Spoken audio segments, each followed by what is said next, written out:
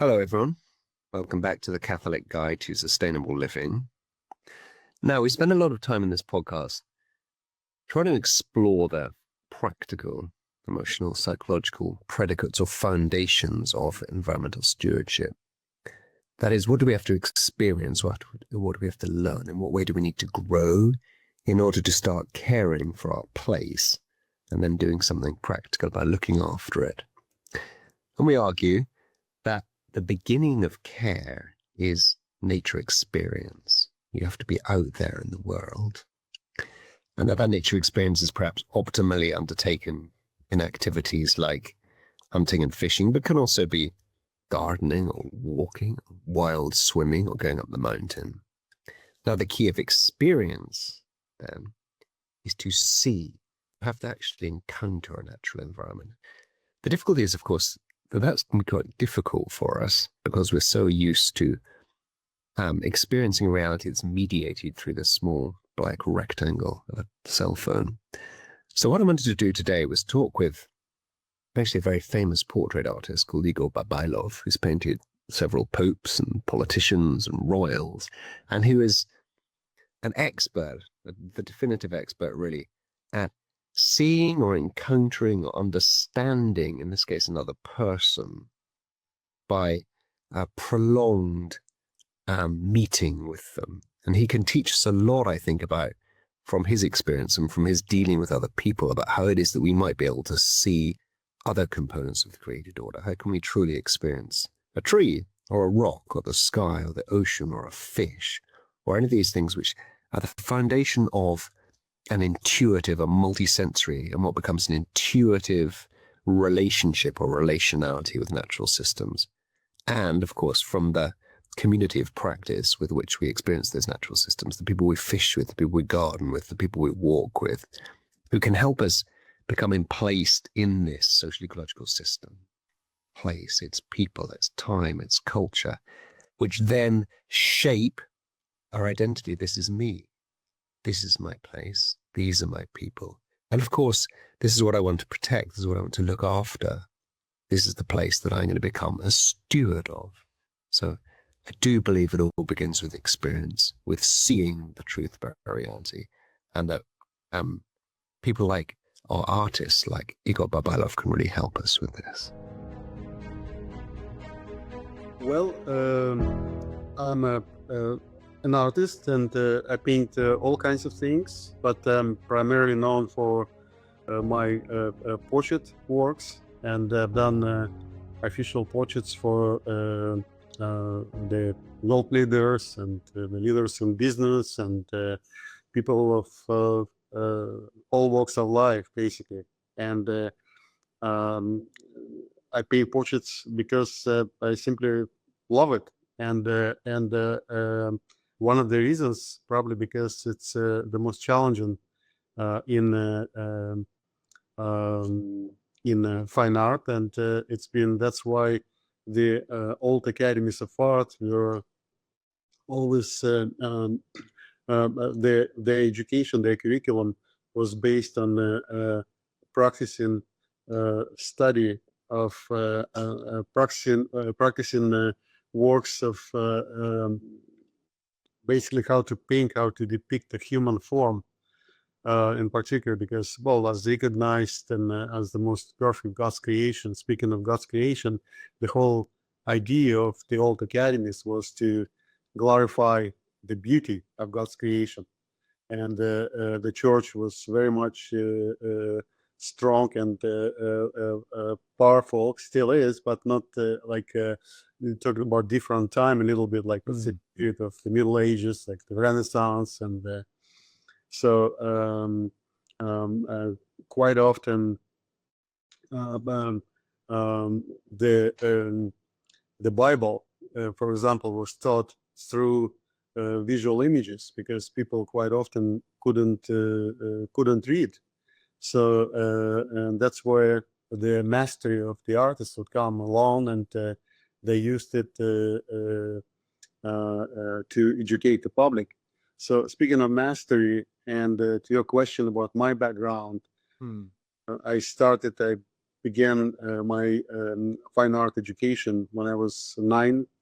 Well, not to mention that I did my first portrait when I was 4, and then I went to decided to make it more serious in a serious way, and so I entered the school at 9, and it was 4 years a program, and then I went.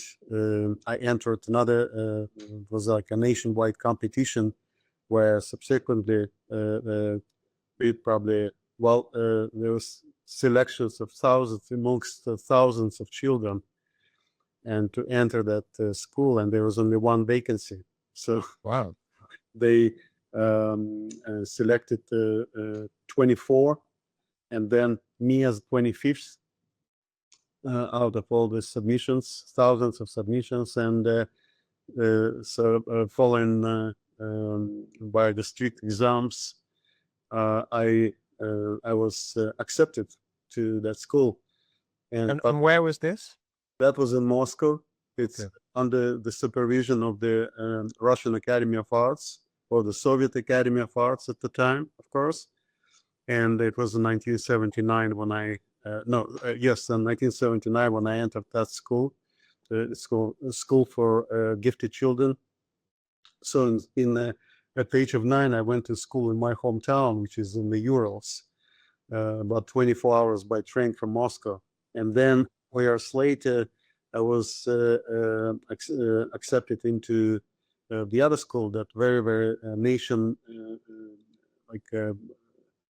renowned school, and it was so renowned that a lot of famous, so to speak, people, wanted to put their children in that school, because it was prestigious, it was very, very elite. And as a result, I had quite a few classmates, as we call them, the children of talented parents. So, Yeah.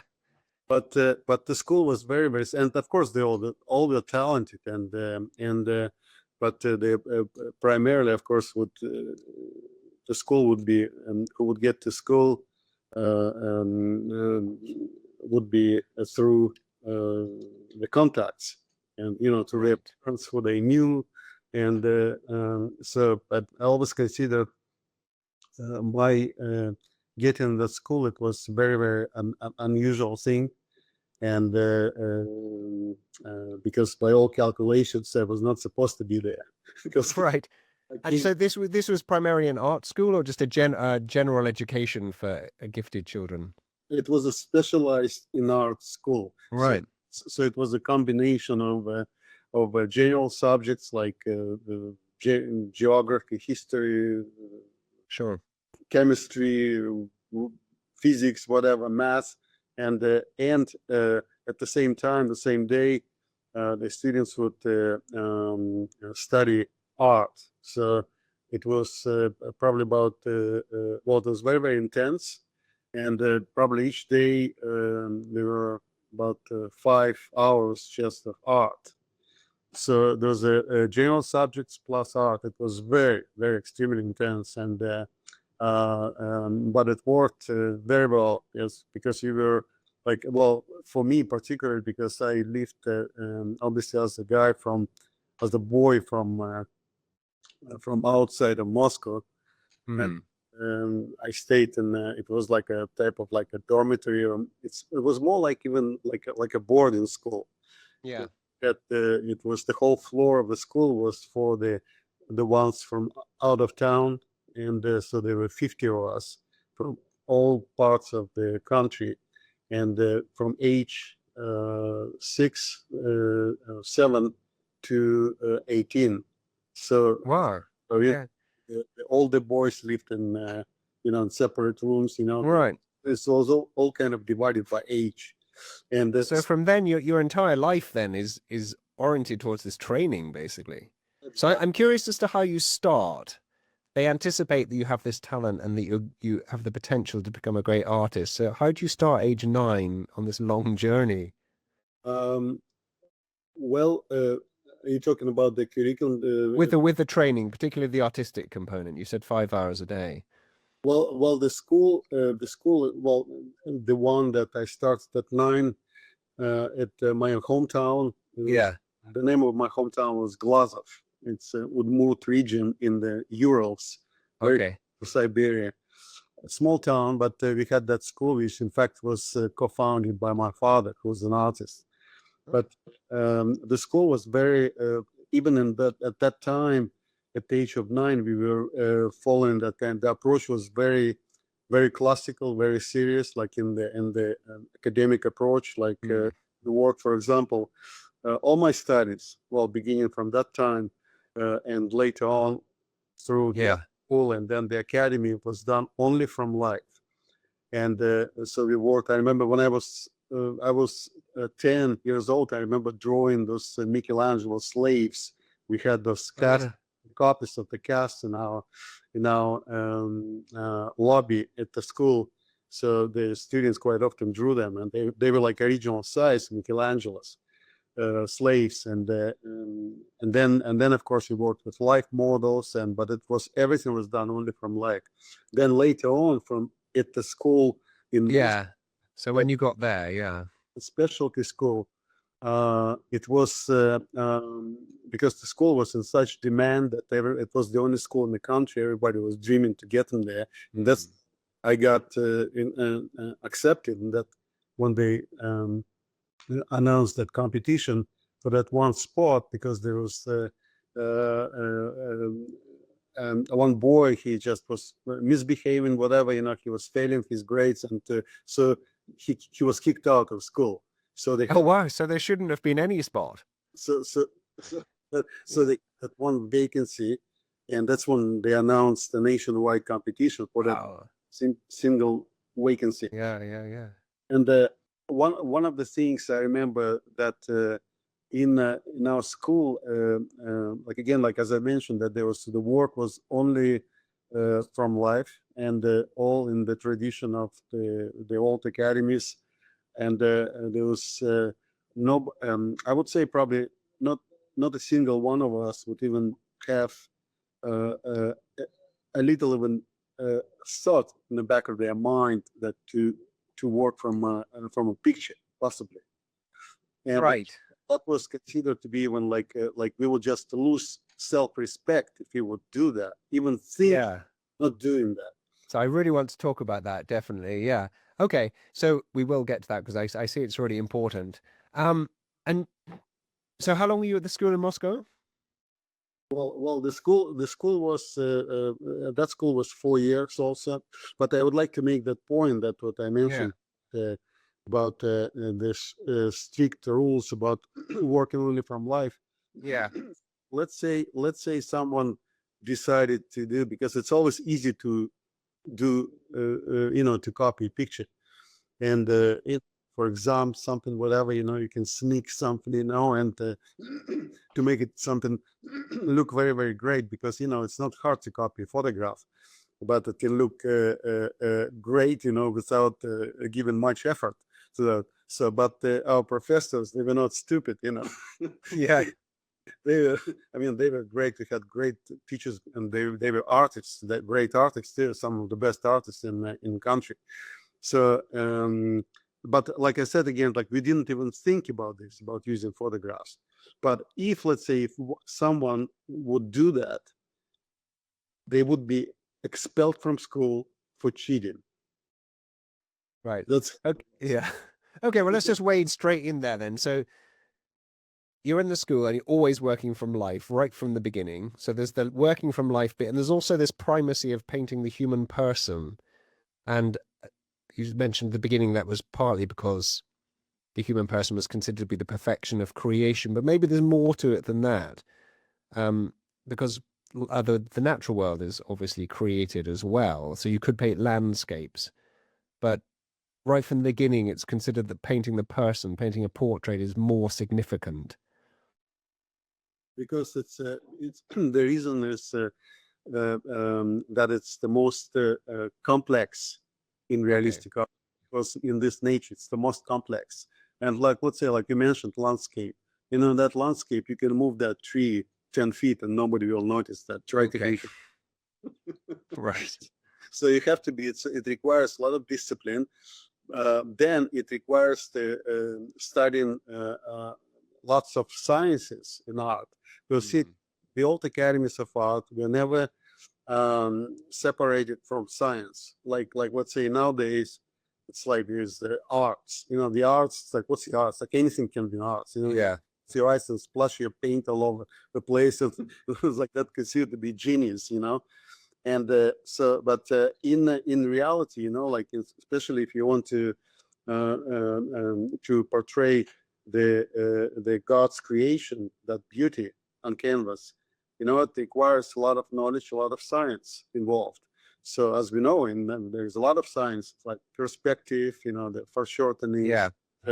there's proportions. When we're speaking of a human form, human anatomy, all those sciences are they of a vital importance, and that's what in the old academies and the old curriculums, that was given a very important part to studying those sciences.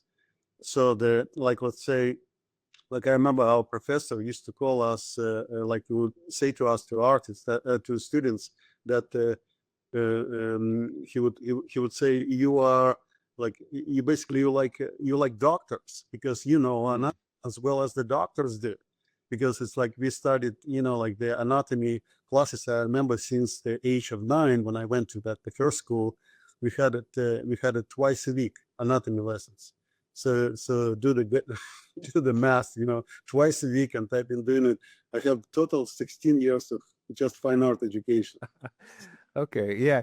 So I'm thinking about me. I'm an ecologist, and I'm always saying that the science of ecology is a legitimate means of understanding created order. So we learn about structure and function in ecosystems, how all the different species work physiologically, genetically, how they all interact, and so on. But you're saying you invoke all of that. You invoke the technical science, the anatomy, the physiology, and so on. But then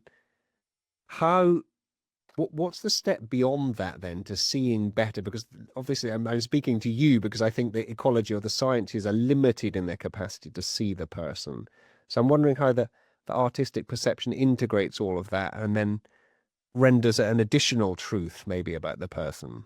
Of course, you get to the point, like when you're studying while you're in school, then you have to think of science, you have to do the measurements but then it gets to the point when you actually, the more you do that, the less you think about this, it becomes automatic. So it's like when you draw a portrait, let's say, like when I work on a portrait, and it kind of like, I don't have to think in a way as much as some other people may do, like those who got maybe less education in that, and like this traditional art education with the studies of sciences.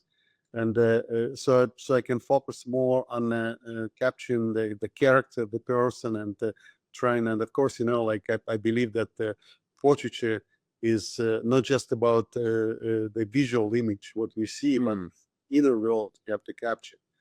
And even if you paint, I mean, like even if you paint animals, or if you paint the trees, like there's so much depth in that. Right. I remember when I remember I was teaching, because sometimes I teach, and but that was many years ago. I remember having a class that was a portrait master class, and the students so came to the class first day of the workshop, and our model was delayed, and it was like significantly delayed. So we start to wonder even like if he was going to show up at all. So that okay, it's like, and we've been waiting like for a few minutes, and I like to be like on time, and to start, so it's not to waste that treasured moment of a class. So I said okay, so I said everybody, yeah, and it was like already like something like now, like about like April, May maybe, warm outside, and so I said okay, everybody, let's go outside. So we're going outside, and we all like, they have like long faces, what are we going to do? It's like outside. So there are like a couple of picnic tables there, and so I picked up a stick, from the tree branch, a little stick from the ground, and just put it there on the picnic table. I said, okay, we're going to draw this. their faces got even longer because it's like we came to learn the portrait. What does this have to do with that? Yeah. Believe it or not, everything is connected to nature. Everything is connected. So Yes. if you how to draw this stick, that little piece of wood that has very, very unique, most unique character, because this happens only once in the universe. You're never going to see exactly same branch with the same moves and curves and whatever. So to get that likeness and to get the texture that it's a wood, it's not a piece of metal or whatever, it's like it's a very, very important in order to then apply that skill to drawing and painting portraits. And because, like, well, of course, the workshops are usually like this master workshop, it's only 3 days. And in 3 days, I'm trying to squeeze everything. Yeah, 50 years. Yeah. Okay, so I have to say, one of the I teach environmental science here at Ave Maria University. One of the exercises I have the kids do is over 3 days they have to go outside for 20 minutes, excuse me, each day, without their phone. So they're not allowed their phone. They have to go and sit outside under a tree and just exist for a bit. And then at the end of the 3 days, they have to write a brief reflection on their experience. And it's actually extraordinary what they see by the last day, because the first day they're just sitting there twitching for their phone. They don't see anything, I think. But by the end of the day, the third day, they start to hear the wind in the trees and they see a little bug and they notice that a tree isn't just a green lump. And so with regard to your stick, I'm wondering how it is that you learn to see properly, because you can't draw the stick unless you actually see it, unless you really encounter it. It's an interesting thing. It's interchangeable, what you just said, because yes, you cannot draw without actually seeing it, but you cannot see without actually drawing it. Okay. Think about this. And that's what I say, like, to my students. And like, I remember recently teaching at business students. They were not art students, they were business students at the Catholic University of America. And again, like the first day of class, I remember I asked them, okay, so how many? And they were like about 25 of them, and said, and actually, when the deans at the time, it was a different wife. She even came to see to check it out. She was just so curious. Yeah, so something so different. So I asked them myself. I said, okay. I said, raise your hands, like whoever drew, like, in your life, like how many of you drew in your life? So probably like maybe like 3 hands went up only, and the rest they never even drew. They didn't know how to hold the pencil. Wow. So, and that was a 2-week course. So by the end of the course, by the end of 2 weeks, they could draw, all of them. So they were coming to me. They said, like, unbelievable. So thank you so much. That we didn't, like, I didn't know that I had that talent. Like someone would say, it's like that I could draw. It's just amazing. They were like, they discovered a new world for themselves.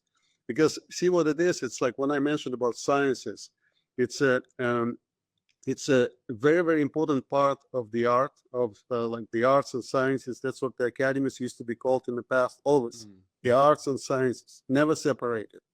In 1950s, the last century, 20th century, they started to separate. Separate when the modernism started to march. In the freedom of expression and whatever. There was of course, there was a Cold War, and and the CIA were using that as a tool of fighting the communists. It's like, yeah, look at the Soviet Union. They're still like doing the passe. Like it's been done already a long time ago. It's like, look at us. We have the freedom of expression. Let's splash the paint all over the place. So all to say, it created an enormous damage to the arts. And so what they did, they in the 1950s, they took the anatomy classes out of the fine art programs. So they left them in medical schools, but they took them out of fine art programs. And as a result, the art students, they stopped like they kept drawing their life figures and portraits, Yeah. but they had no clue what was underneath the skin. And as a result, you can see the pathetic stage of the arts like quite often nowadays, and Okay. So sorry, may I interrupt? Why does that make a difference? Because presumably you're drawing what you see. Why are you able to better render what you see if you understand what's under the skin? well, the thing is that's what I'm saying, that just see Yeah. not enough, because You just can't see. your eye has to be trained. Yeah. You Okay. have to be trained, but it's not even that. Like it's there was that the coordination between your eye, your brain, and your hand. Sure. Could teach at all today. Used to be in the past, many decades ago. And but if you look in the history of the any schools in any country, it was the drawing was a very important part of the of any program for any education. And regardless of like let's say there are 20 pupils in the classroom, and the teacher would come and say, okay, everybody, children, today we're going to draw a pair of sneakers. Right. It's the pair of sneakers, and everybody drawing it, regardless of their talent, quote unquote. Yeah. Or they like to draw, or they planning to be artists in the future, or whatever. It was very important for everyone to get the taste of it, so to speak. Okay, to know this, to get the idea, because that was, of course, in the times before all these gadgets came in the picture. Because these gadgets, they computers and all the cameras, like, of course, they make our life easy. Sure. Yeah, but they create an enormous damage to us as human beings, because we have enormous potentials, God-given potentials, and we don't use them. In fact, the more we use those computers and cameras, the less we use these potentials we have in us. The more crippled we are, yeah. So the teaching how to see is extremely important, through to do it through drawing. And Okay. because when you draw, you think. It's like reading a book versus looking for an answer on Google. Okay, Right. you find that answer like in 1 second, like in 5 seconds on Google. In 1 minute, you forgot it. Okay, when you read the book, it stays there, it files there forever up here in your computer, in your head. It files forever when you read, because you think, because you imagining, like creating, drawing certain images in your head, like you visioning something when you read. And the same happens when you draw, because when you start drawing, you start seeing things. Because what happens that we are like, there's a huge difference between seeing and looking. Yes, let's talk about that. Yeah. So I always say to my students, that we all look, well, majority of us, and especially those who they're far away from the arts, we look at things, like we look at that there is a tree, there is a house, Right. there is a car, there's a cloud. You're just using your eyes like cameras, basically. You just look at that. Yeah. You start drawing, you start analyzing the form, you start to compare to something else. There's a lot of thinking involved, and you start understanding, and you start seeing actually what it is. It's not just a cloud, but it's not just a white cloud. You see that cloud is actually slightly darker than that cloud. Yes. It has a different shape than that cloud. And you see like all this, like 50 clouds, like they all have different shape and different tonal value. You start seeing things, you become, it contributes to even your, of course, it's something intellect, something perhaps you're born with, but I think it can be developed too. It's a knowledge, like you add into your self-improvement, you become human again, It's like And the not whole world gets deeper and richer and more exciting and more beautiful. Yeah. Does it probably helps that you're using your body, that you're thinking, as it were, not just with your mind abstractly, but also physically as you're moving the pencil and trying to represent what you see. Is that important? well to answer your question. Some people say, like, well, those who sit for me for portraits, they say that I make faces when I draw. Right, okay. So because I'm trying to get, because I see the person, when I draw a person from life, you see like everything, whatever person is thinking about, it reflects in their face. Okay. Muscle movements, and it's like you can see that immediately. See if the person is thinking of something happy or something sad, or like you see all that.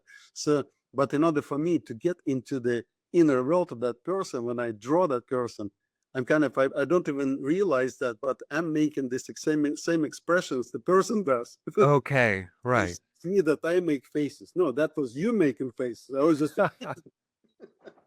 Okay, so maybe we should make more faces. I mean, the fact that we don't make more faces probably means that we're not really understanding the person that we're looking at. Yeah, okay. So I have to ask, just apropos of what we've been talking about, wonderful to draw, because it helps you to encounter and see the real richness of the world and of the person, and perhaps useful to use your body. And I still wonder, what's the difference then between me trying to draw and learning and gaining in all those ways and the exceptionally talented person? I wonder what extra insight or perception the artistically talented person has. What works better? well, it's probably, well, in general, I think again that a lot of us have, like, a lot of people have talents they don't even they don't even know that they have those talents. In particular, talent of drawing, Right. because it's a fear that stops us quite often. It's like, remember John Paul II said, "Be not afraid." Same here, it's like people are afraid. It's that kind of insecurity, like, well, I can't really draw. Well, I can't even draw stick man, like people would say. Right. So I say, like, as a joke, I say, come to my class, I'll teach you how to draw a stick man. Yeah. And they discover they can do way much more than stick man. Right. That's why education is extremely important, and nowadays why it's been neglected, because of that, because of the that traditional approach in fine art education. It became just a memory, like we read in school, in books sometimes about. So it's and something that I've been lobbying for a long time about, is that needs to be brought back, especially now in view of all this AI coming in our lives, because we already been damaged a lot by photography, by camera, and now AI is going to make it even worse. So when I say damage, it's like damage meaning that we're not using our potential fully, what we have in us. And we are the ones who created the camera. We are the ones who created AI, yet we're becoming the, like we're becoming the slaves to those gadgets, to those cold-blooded tools. And so we have to change. And how it can be changed? The education. That's the only way. And of course, you integrate in all this. Like, let's say, like, I'm thinking of someone like Leonardo da Vinci. He would definitely would have used. They would definitely taken advantage of computers and cameras and whatever, if it wasn't his time available. And but I'm sure 100%, 110%, he would never betray his own what's inside, what's given to him, all the potentials and all the greatness he had in him, like, what allowed him to create all these incredible inventions and the works of art. And even though it's like, okay, I remember the curator, Vatican curator, his name was Monsignor Zagnoli. He was giving us a tour of the Vatican Splendors exhibition, and where my portrait of Benedict XVI was selected by the Pope to represent his papacy. And it was so I had this incredible opportunity just to be there. Oh my goodness. Invited with all the the sponsor, the friends of the Vatican, whatever. It's like it was like a black tie affair, and so my portrait was exhibited right like across the wall from Michelangelo's work. There you go. You reached the top. Yeah. It's incredible. But so at some point I remember Monsignor Zagnoli, he was known. I'm saying he passed away during COVID, but incredible man, and but he was known as a scholar on Michelangelo in particular. And so I remember he stopped when he was giving us a personal tour and of this Vatican Splendors exhibition. And he stopped in front of Michelangelo's work and said, I would like to make a point particular about something. He said, what's going on nowadays in the arts. He said, and I wish, I wish that the artists today relied less on the computers and cameras. He said, just like this. He said, and because it's we basically, by doing that, we're thinking like I'm saying we, like generalizing artists, right? Yeah. It makes our life easy. We can do it, so fast and whatever. But we are shooting ourselves in the foot, like we depriving ourselves from all what we can really give, and what we can do, and then and the more you rely on those machines and those tools, the more you become dependent on them, and you becoming enslaved, basically. And then to create it all, because that's what makes us humans different from those machines, because we can create. AI cannot create. It can manipulate, it can copy, it cannot create. Okay, so if we're going to deal with AI, and you said that Leonardo da Vinci probably would have used AI, but in order to be able to use it properly, first of all, we need to be properly human. So we have to go through this education of which you speak, which is embodied. So we learn to draw, we learn to sing, we learn to do athletics, we learn to encounter the world properly. And then when we're strong enough and human enough, then we can have a rightly ordered or right place for the use of these technologies, which actually helps rather than hinders us. So I was talking about this the other day, and coming to the conclusion that AI might be helpful, perhaps. I don't know what you think about this, in that artificial intelligences and robots can maybe take over some of the more servile tasks which occupy time in life, and liberate us to be more properly liberal and to use this multidimensional physical education we've used. I don't know what you think of that. Are you inclined to reject technology altogether, or do you think, I mean, you as now a properly formed artist, would you use it at all? Do you think there's a place for it? Definitely. I mean, I never, no, I would never reject technology. Man, it's amazing. I mean, it's amazing that we're now talking on this Teams. Yeah, right. I can see. I mean, I remember like yesterday, like when the cell phone was a dream. Yeah, Not the cell phone with the picture, So right. Technology is amazing. I love it. I love it. I'm just saying that that technology can make because we are the human beings. Unfortunately we are lazy creatures. Right. We always looking for shortcuts. And to make that $1 million, and lie on the beach and do nothing. Yeah. That's a bit boring. And a lot of people buy it, what they see on TV, like this kind of, dreams, quote unquote. But in reality, it's like it's I don't know. It's like it makes. I think it.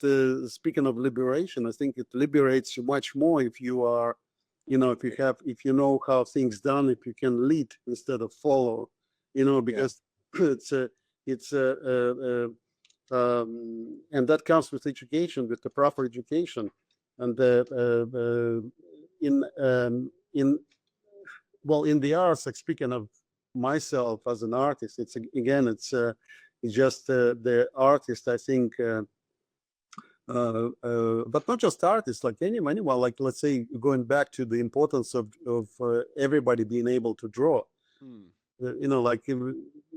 Like the doctors, the engineers, I don't know, just take different fields. They all knew how to draw, before the gadgets came in the picture. I mean, those you see beautiful bridges and buildings in Venice and in Florence. Like they were done by human hand, by brain, by drawings. Through drawings. There are no computers, no cameras.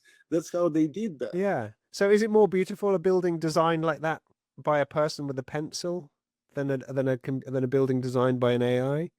Well, Do you but think there's a kind of organic component there which is actually better? well, there is. I think it's because there is more meaning in that for sure. It's like it's like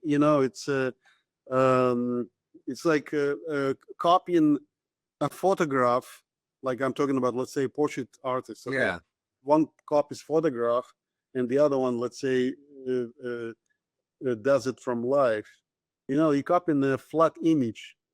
A photograph is a flat image. The camera doesn't see the distance between the tip of a nose and the ear. When you're working from life, you know that. You think about this. Okay, so the nose is closer to me than the ear. So I got to pull it out, and I got to push the ear back, to create a Right. appearance. So you start thinking. There's a lot of thinking involved, and then of course you're thinking of things like the inner world we were talking about. Yes. Emotions. You see the moving muscles, the emotions. You create in the composite image, not just the Kodak moment. This lifetime. Because that's what camera does. And the artists who copy photograph, they copy that second of a lifetime. But portrait is much more than that. It's the whole life you put in together in that one portrait. Yeah, so that's interesting. So I know if you if you copy the photograph, arguably you get an image which is more kind of the AI version. It's more exactly like the person, not exactly like them, but a more direct representation of how exactly they appear. Whereas you're saying, it seems, and I agree with this completely, that your life drawing actually captures the person, who they really are, even if it looks kind of technically a little bit less like them or something. Do you see what I'm getting at? Well, that's where it comes to the mastery of an artist. That's where it comes. So because of there are less and less artists, who can do better than photograph can do. Right. So, and people, they think like this because like a lot of people, they just they see they don't see, like, speaking of seeing, they look Sure. Yeah. So they're looking at that photograph, and they're looking at that copy of photograph, say, oh wow, this is just like a photograph. Yeah. Because they have that the total trust into a picture, into camera, and so but let's say, but the photograph cannot it's not perfect. It's never perfect, never will be perfect, because it captures only a second of a lifetime. I mean, let me give you an example. For example, okay, you look in the morning, you woke up, before you go and look in the mirror, it's like, you Yeah. your face, whatever, you comb your hair. It's like, you're like, okay, yeah, I look good, And then next thing you do, you go to take a photograph, passport photograph, okay? So the camera takes a photograph, right? And then you look at that picture, it says, is this me? Is this really me? Because what happened, that the picture, that cold-blooded tool, took everything what it saw, quote unquote, because Yeah. see, Sure. whatever. So Right. but the artist who knows how to draw, artist with the experience, the academic knowledge, the knowledge of all the sciences in art, knows how to select. So artist selects. Artist doesn't copy, but they select. Okay, they create the persons, because we are very I always say to like my models, to everybody, my teaching my students, that we are beautiful. We are all beautiful in our own way. Yes. That camera counts, and then we entrust into that cold-blooded tool, and then that is going to do the good job, and never does, because it always does something that we don't like. But you can tell it, because it's a machine. right? Right. So that's where the importance of the right education to teach artists how to do that the right way, to do it better than cameras, so important. And so it's and Yeah. you cannot learn by copying photographs for that reason. And that's what Yes. schools today, they give students picture copy, and that's it. No, I So really like that then. I mean, I guess this tendency to believe that photograph first is completely consistent with our whole mode of thinking, isn't it? In modern society, we believe that technology is best, that we can measure things and yeah, parameterize them, but that's not true. no, we've been misled big time. Yeah. Yeah. So tell me then, you mentioned about the distance between the nose and the ear, and these are kind of physical components of rendering the person properly. And then you said you were reflecting their expressions because you try and empathize with them and really get inside them. But I've read that you've also said elsewhere that you fall in love with each of your models and that everybody's beautiful. That this suggests that it's necessary to really, well, like you say, is to properly see the person. And I wonder if that comes with experience, or were you taught this, or is this part of the talent, or how do we see in that way? Well, okay, I'll say it probably. Hmm. I hope I can answer your question this way. I'm sorry, it's not a very clear question, but No. It's good because the idea is okay. To me, every portrait I do is for me is the idea is to capture the uniqueness of the person too. So Right. it comes in many ways. It can come through the facial features, comes through a pose of the body. It comes through composition, through even background objects. So this is the key for me. Um, it's the individuality, because our individuality is that's what makes us different, and that's what makes us beautiful in a way too. Hmm. Because we're all different, because we're all individual in ourselves. It's like we're not imagine like we're talking like let's say everyone is a clone. Not Right. of them. yeah, yeah, It's like whatever, because that's what AI does. The AI is it's a machine. It's like I know you can have a conversation, with them, and and spend half a day, chatting with AI. It's like yeah. how You stay deep, there till you die. But in reality, what happens? It's like you're not chatting with a person. You're chatting with someone who needs to learn a lot, and they put that information, whatever you give them, and they put it all together, and then they building up their like kind of a knowledge, again, quote unquote. Okay. Hmm.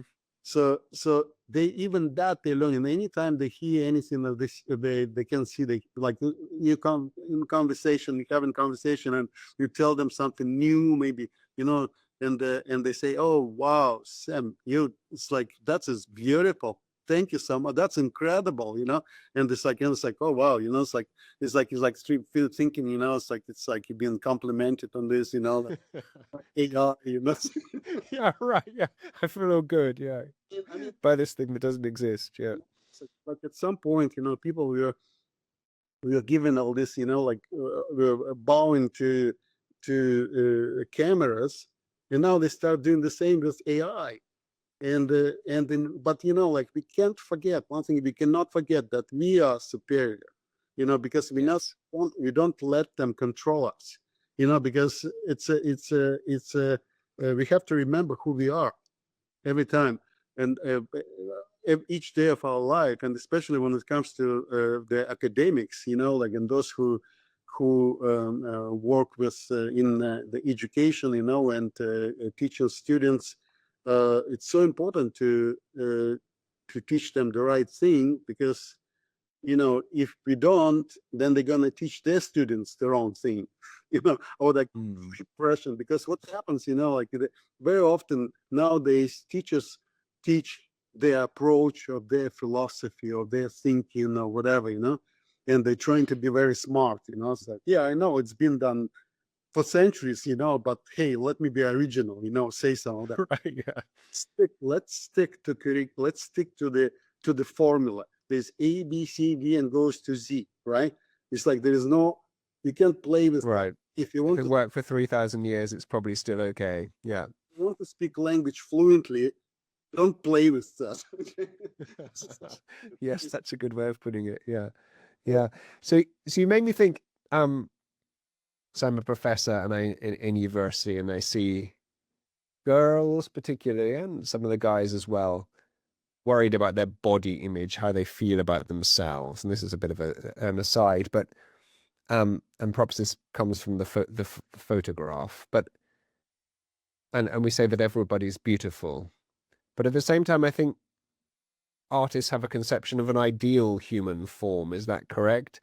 And I don't know, this is a completely different set, but I wonder, to the extent to which, is this just a photo thing, to the extent to which we deviate from some theoretical ideal in a photograph, we consider ourselves to be ugly, but is it the same to deviate from this theoretical perfect male body or something? It's there's, of course, there are certain, there's certain canons, and because, like we think, there's certain height, your legs, the whatever. Right. It's like, I mean, certain hairdo or whatever. Yeah, well, I didn't win that one, but yeah. Such, but it's it's there's so much vanity in that. It's Right. about this, like we are beautiful the way we are. They were made. It's like, that's why, it's like I was always like I could never understand, how would anyone do a plastic surgery and to make them look actually not beautiful. Because once they start playing with that, with the nature, what the, like what and how they were created, it's like Right. it goes against the whole, the idea of of life, it's like, because you were created like this, and but like, even I think everyone is just beautiful the way they are, and we have to be and like you mentioned, like, speaking of our conversation, like was about the cameras, and they definitely they embed in you that insecurity, and you start questioning yourself, and that, oh, this is my nose right, it's like, and so, oh, my lips good, like, stuff, it's like, Yeah. well, Yeah. Well, when you say that, it does seem even more ridiculous. Yeah. Yeah. So given all we've been talking about, I mean, you've painted lots of famous people. What was it like painting the popes? I'm sure all the Catholics are interested in that. um, well, it's I always well, first of all, I know that it's of course it's always a great honor, but then very important for me when I embark on this project, I have to not forget that this is a person. Right. So first of all, I'm thinking, okay, how this person is different from that person. I would say, like, I've done, like, now I'm working on a portrait of Pope Leo, and I've done already 3 pontiffs, like John Paul II, Pope Benedict XVI, and Pope Francis, and of course, when you put 3 of them together, or 4 of them now, it's like together, everyone is different Right. in their upbringing and their heritage, where they come from, how they live, like, it's like certain things, like you can see it reflects on who they are and who they become, like, because it's there are a lot of factors contribute to their individuality and who they are, what they makes them different in their own way, and so that's what I'm thinking about. But one thing is I always find what makes them all, like, kind of unifies them. It's like kind of what they all have in common is their holiness. Right. It's I've been it's like I'm every time, like, I'm let's say in front of the Holy Father, I would I would have the same, whether it's one pope or the other. It's like I would feel that incredible feeling. There's something, it's like it makes you feel off the ground. Yeah. Well, it's like I don't know what it is, but it makes you feel off the ground, you know.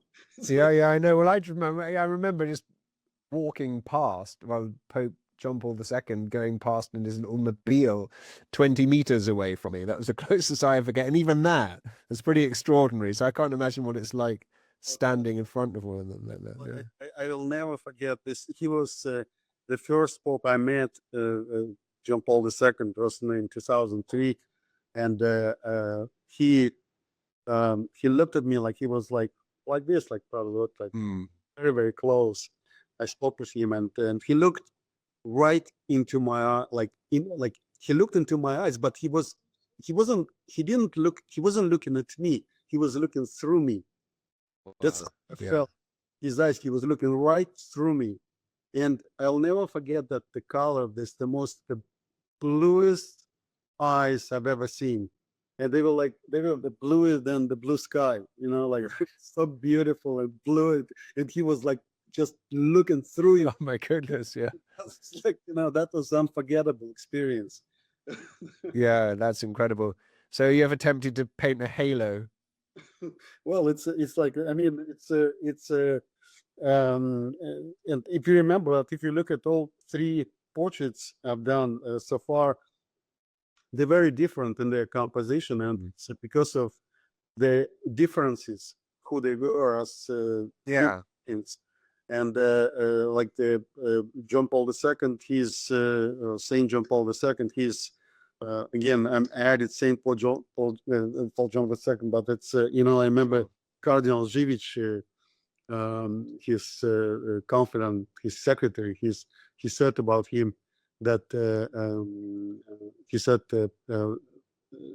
Pope John Paul II. He said he never became a saint. He said because he always was a saint.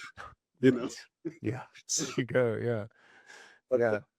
yeah, so if you look at you know, like in that, the composition of that painting, then versus, let's say, Pope Benedict XVI, and then Pope Francis, totally different in colors, in you know, like the position of the figure with all the let's say, like all this like John Paul II, he's surrounded in my painting with all the youth, a lot of people there, and then the handicapped person there, and you know, and I don't know if you would show it in your podcast, the Yeah, image. we could do. Yeah. Yeah. It's you know, like I always say that visual art is about seeing, you know.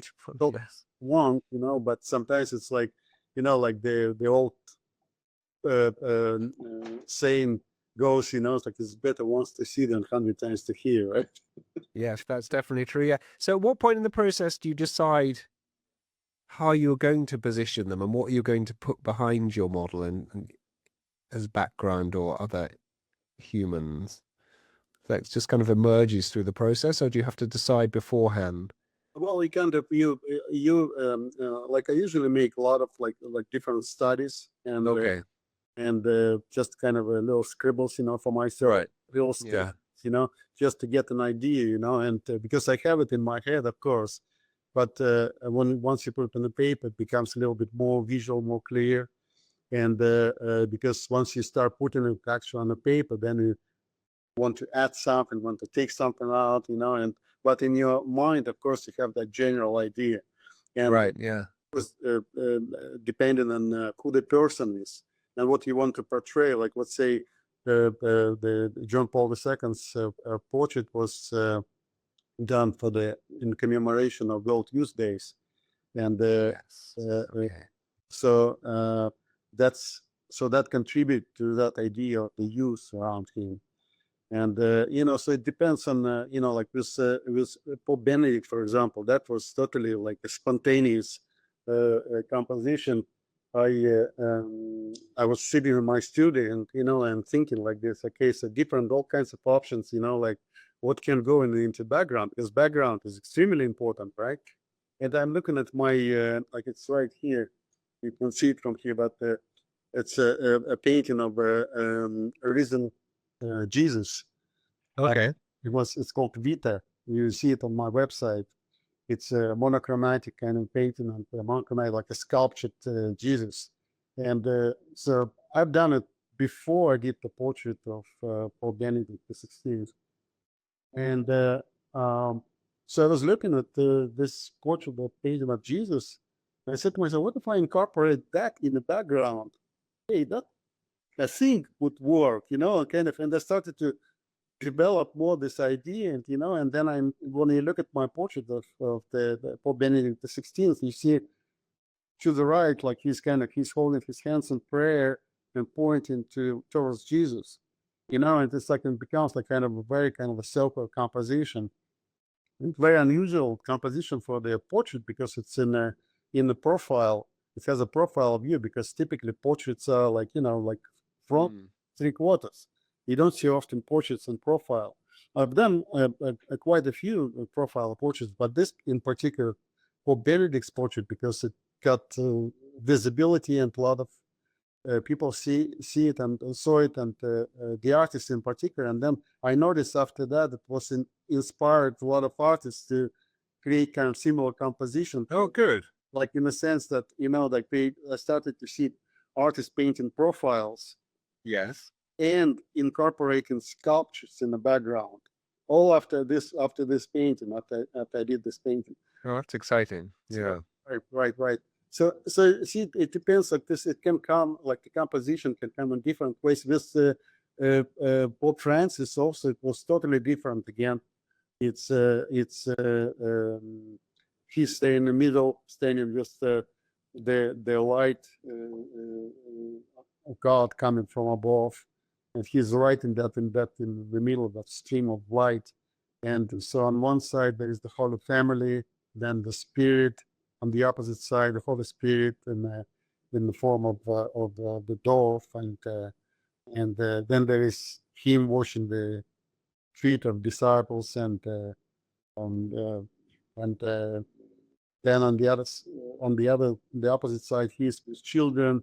Because I remember when I presented him the portrait, and when I was describing the composition, and when I came to children, and his face just I saw that just like softened, and he just like he smiled, and then he touched his heart like this, said touch. Well, he did. Oh, that's so touching. Yeah, fantastic.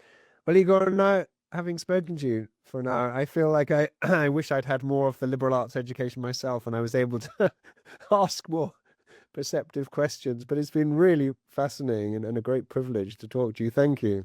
Thank you. Yeah. And I look forward to seeing you again at Ave Maria University in the future. But that's great.